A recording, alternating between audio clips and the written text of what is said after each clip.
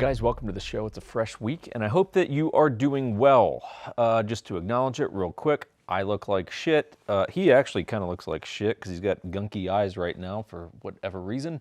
But I'm stuck in my house. I'm quarantined because I can't go anywhere because I've got a package that I have to sign for today. So I figured, look, we're just going to keep this real basic today, okay? The information I hope is good, but we in the set looks like shit, so just go with it, okay? Today we're talking about transaction coordinators because it is I hope that this video winds up being one of those things that in retrospect you're like, oh, that was a good pro tip there, because it's a hidden fee that a lot of people wind up paying without knowing what it is or why they're paying it, or in my opinion, the fact that you should not be paying it, and you also don't have to pay it, okay? So what is a transaction coordinator?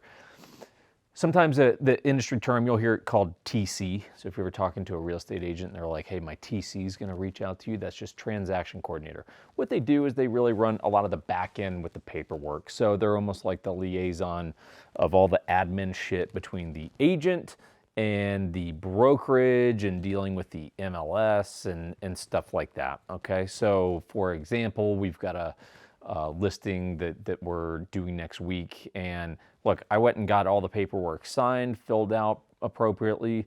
I scanned it, I sent it over to my transaction coordinator, and now it's with her. Not like the whole deal, but like the admin side of it. She's gonna deal with the admin side of it, getting things signed, sent to title companies or, you know, lenders or MLS or brokerage or any of that kind of stuff.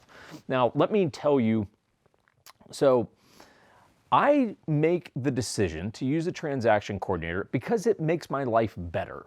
Okay, I have enough things to juggle, and while most real estate agents are lazy as hell, they would like for you to think that they have a lot of things going on, and so we make a decision to use them because they make our life better. It's less admin, logistics, bullshit that we don't want to deal with. We have to deal with it less when we have a transaction coordinator. So we would pay them on average $300 to $500 per deal in order for them, the TC, to run the admin side of it.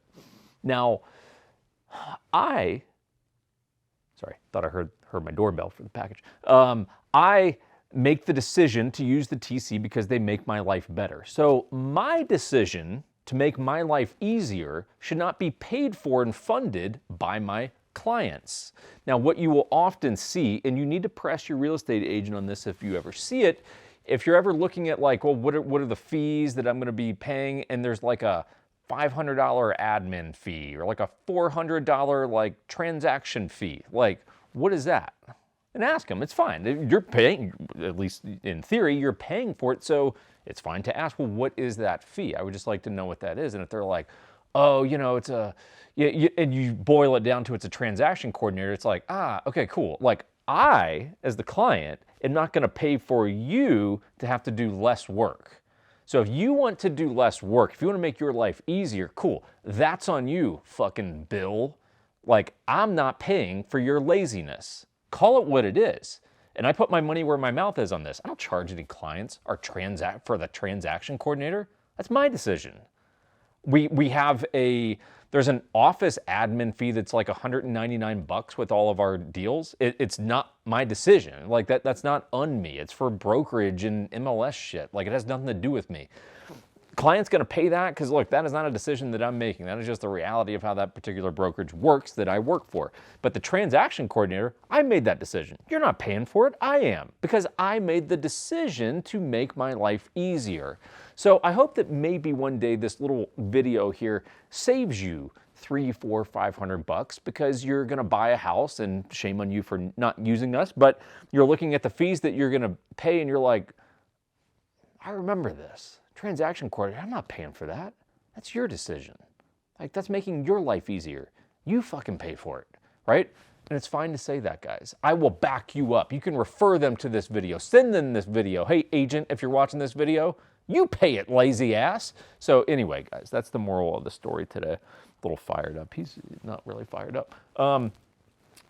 Quick bourbon hit, and then we'll run here. So Alpine Distillery is local to Utah. I love supporting local businesses in general, but distilleries.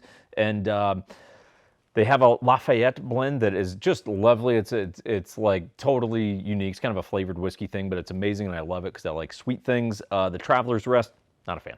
Not a fan. Picked it up on a gamble because it was like 25 bucks and it was marked down. Typically not a good sign. And it's super malty. I cracked it this week and I was like, meh.